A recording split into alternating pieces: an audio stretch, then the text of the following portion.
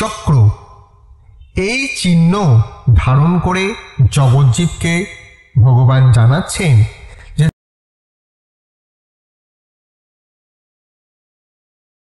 অজ্ঞানতিমিরান্ধস্য জ্ঞানাঞ্জন শলাকয়া চক্ষুরুন্মিলিতং যেন তস্मै শ্রী গুরবে নমঃ। শ্রীকৃষ্ণ চৈতন্য প্রভু নিত্যানন্দ শ্রী অদ্বৈত গদাধর শ্রীবাসাদি গৌর ভক্তবৃন্দ। হরে কৃষ্ণ কৃষ্ণ কৃষ্ণ হরে হরে, হরে রাম রাম রাম হরে হরে। মায়াপুর শ্রী চৈতন্য মঠ ব্রজপত্তন এই ইউটিউব চ্যানেলে আপনাদের সুস্বাগতম। প্রথমেই পরমারাধ্য গুরুদেবের রাতুল চরণে দণ্ডবৎ প্রণতি নিবেদন করি। অতঃপর সমস্ত আচার্যগণ, সমস্ত ভক্তবৃন্দ, সমস্ত মাতৃমণ্ডলী ও গুরুভ্রাতাগণের শ্রীকমলে দণ্ডবৎ প্রণাম জানাই। প্রতিবারের মতো আজ আমরা যে বিষয়টা শুনছি সেটি হল ভগবান শ্রীকৃষ্ণের পাদপদ্মের ধ্যান কেন সর্বোত্তম, এর পেছনে কারণই বা কি, আর শাস্ত্রীয় যুক্তিই বা কি।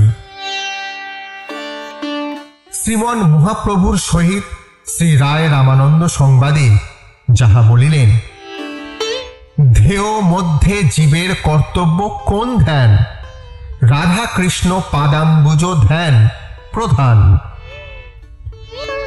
অখিল রসামৃত মূর্তি শ্রীকৃষ্ণ স্বয়ং সচ্চিদানন্দময়। তাহার শ্রী অঙ্গে 5টি পদ্মের কথা শাস্ত্রে বর্ণিত আছে। যেমন পদ্মের মধ্যে ভগবান পাদপদ্মের ধ্যানের কথা বিভিন্ন শাস্ত্রে এবং মহাজনগণ কীর্তন করেছেন। প্রেম ও ভক্তি চন্দ্রিকা গ্রন্থে শ্রীল নরোত্তম দাস ঠাকুর মহাশয় কীর্তন করিয়াছেন, একান্ত করিয়া মন ভজ রাঙা শ্রীচরণ, গ্রন্থি পাতা হবে পরিচ্ছেদ। শ্রী রাধা কৃষ্ণের শ্রীচরণ ভরসা করিয়া মন, কমল বলিয়া হৃদে লও। শ্রীল ভক্তিবিনোদ ঠাকুর কীর্তনে গাইছেন, ভজ হুরে মন শ্রী নন্দনন্দন অভয় চরণাবিন্দরে, দুর্লভ মানব জনম সৎসঙ্গে তরহে ভবসিন্ধুরে, সদা আশা করি ভৃঙ্গ রূপ ধরি চরণ কমলে স্থান। ঠাকুর মশাই আরো বলিয়াছেন, কি পুণ্যে কালিও পায় পদ রেণু তব, বুঝিতে না পারি কৃষ্ণ কৃপার সম্ভব। যাহা লাগি লক্ষ্মী দেবী তপ আচরিলাও, বহুকাল ধৃতব্রতা কামানি ছাড়িল। অতএব বুঝতেই পারছেন যে ভগবান শ্রীকৃষ্ণের পাদপদ্মের ধ্যান আমাদের অবশ্য কর্তব্য। এবং এর পেছনে যুক্তি কি? একটা লৌকিক কথা প্রচলন আছে যে ভগবান শ্রী বিষ্ণু বা শ্রীকৃষ্ণের চরণপদ্মে আশ্রয় না করলে ভবসিন্ধু আর পার হওয়া যাবে না। তাই অনাদিকাল কৃষ্ণ বহির্মুখ জীবগণের উদ্ধারের উদ্যোগে শ্রীমন মহাপ্রভু এইরূপ বলেছেন, ওই নন্দ তনুজ কিঙ্করং পতিতং মাং বিষমে ভবম্বুধৌ, কৃপয়া তব পাদ পঙ্কজ স্থিত ধূলি সদৃশং বিচিন্তয়। হে নন্দনন্দন, আমি তোমার নিত্য কিঙ্কর হয়েও সকর্ম বিপাকে বিষয়ে ভব সমুদ্রে পতিত হইতেছি। তুমি কৃপা করিয়া আমাকে তোমার পাদপদ্মে স্থিত ধূলি সদৃশ বলিয়া চিন্তা করো, যাহাতে তোমার পদসেবা আমরা লাভ করিতে পারি। শ্রীল গুরু মহারাজ শ্রীল ভক্তি প্রজ্ঞান জ্যোতি গোস্বামী মহারাজ বলিতেন, কোন শুভ কর্মে পাপের প্রায়শ্চিত্ত হয়, কিন্তু পাপ বীজ ও অবিদ্যা অনাদিকাল জুড়ে জীবের মধ্যে বাস করে। শ্রী ভগবানের পাদপদ্মে ভক্তি সহকারে একটি তুলসী অর্পণ করিলে অনাদিকালের পাপ বীজ ও অবিদ্যা বিনষ্ট হইয়া যায় এবং ভগবানের পাদপদ্মের প্রেম ভক্তি লাভ করে। ভগবান ইচ্ছা করিলেন কি রূপে জগতের সকল প্রাণী তাহার চরণে প্রেম ভক্তি লাভ করিতে পারে। ভগবানের চরণতলে ধ্বজ, বজ্র, অঙ্কুশ, অর্ধচন্দ্র প্রভৃতি চিহ্ন সহিত 19টি চিহ্ন বর্তমান।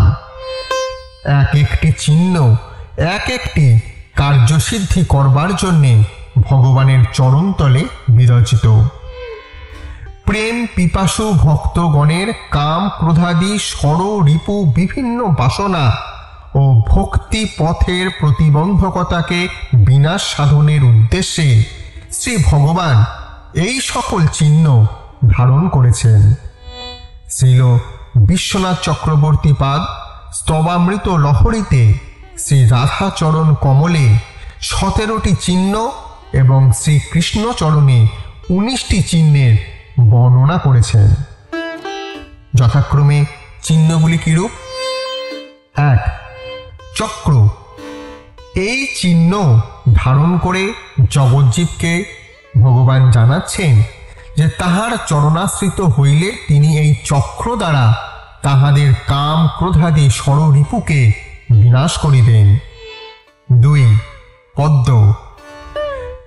বিষয়ী জীবের বিষয় বাসনায় চিত্ত বিভ্রমে বিক্ষিপ্ত তাহার চরণ পদ্মে শরণাগত জীবের চিত্ত ভ্রমণকে তিনি নিজের চরণ কমলের মধু পান করার জন্যে লোলুপতা করে টেনে আনেন।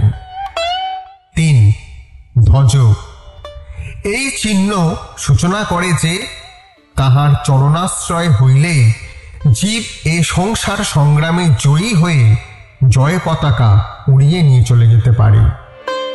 4. শঙ্খ। এই চিহ্ন বিদ্যার প্রকাশ বোঝায়। তপস্যায় রত ভক্ত ধ্রুব শ্রী ভগবানকে দর্শন করে নিজের সঙ্গ হারান বা সম্বিত হারান। তখন ভগবান নিজের হাতের এই শঙ্খ দিয়ে ধ্রুবের কপালে স্পর্শ করেন। তখনই সর্বজ্ঞানের উদয় হয়। সুতরাং শ্রীচরণের শঙ্খ চিন্তা করিলে জীব পরাবিদ্যা লাভ করে। 5. অঙ্কুশ। অঙ্কুশ দ্বারা যেমন হস্তিকে সংযত করা হয়, সাধকের চিত্তরূপ হস্তিকে বশ করবার অস্ত্রস্বরূপ অঙ্কুশ চিহ্ন অঙ্কিত আছে। এর সাহায্যে ভগবান চিত্ত সংযত করান এবং সঠিকভাবে নিয়ন্ত্রণ করেন। 6. বজ্র। এই চিহ্ন দ্বারা শ্রী ভগবান জানাচ্ছেন যে তাহার চরণে শরণাগত হইলেই তিনি সকল পাপ পর্বতকে চূর্ণ করে দেন। 7. জপ চিহ্ন। এই চিহ্ন চিন্তনে জীবের সকল সম্পদ লাভ ঘটে।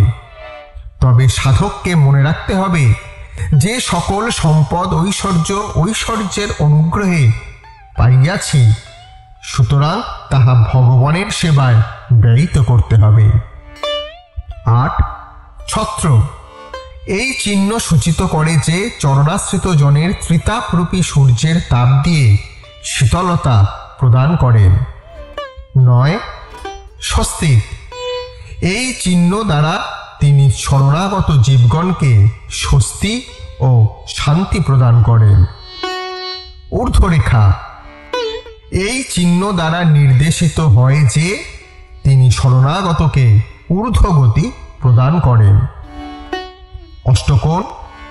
এই চিহ্ন দ্বারা নির্দেশিত হয় যে তিনি সমস্ত ভক্তগণকে অষ্টসিদ্ধি দান করতে পারেন। 12. ধনু। এই চিহ্ন ভগবানকে ভক্তকে সর্ববিধ বিপদ থেকে রক্ষা করে। 13. ত্রিকোণ। এই চিহ্ন দ্বারা জানিয়ে দেন যে কায় মন বাক্য দ্বারা তিনি আরাধ্য এবং ত্রিলোকের আশ্রয়দাতা। 14 অর্ধচন্দ্র। এই চিহ্ন ধারণ করে তিনি জানাচ্ছেন যে ভগবান শিবের শিরভূষণ তাহার শরণাগত। 15 অম্বর। এই চিহ্ন দ্বারা তিনি বলেছেন যে আকাশের ন্যায় নির্লিপ্ত ও সর্বব্যাপী তিনি, ভক্তকেও নির্লিপ্ত হতে হবে। 16 কলস। এই চিহ্ন দ্বারা জানাচ্ছেন যে শ্রী ভগবানের চরণে অমৃতের প্রাপ্তি ঘটে, পূর্ণ প্রেমামৃত আস্বাদন হয়। 17 গোষ্পদ। এই চিহ্ন দ্বারা বোঝায় যে তার চরণাশ্রিত হইলেই ভবসাগর গোষ্পদ তুল্য হয়ে যায়। 18 জম্বুফল। এই চিহ্ন ধারণ করে তিনি জানাচ্ছেন যে জম্বুদ্বীপবাসীর একমাত্র আশ্রয় শ্রী ভগবানের পাদপদ্ম। 19 কামোধ্বজ মৎস্য। এই চিহ্ন সূচনা করে যে শ্রী ভগবান শরণাগতের সকল মনোকামনা পূরণ করেন।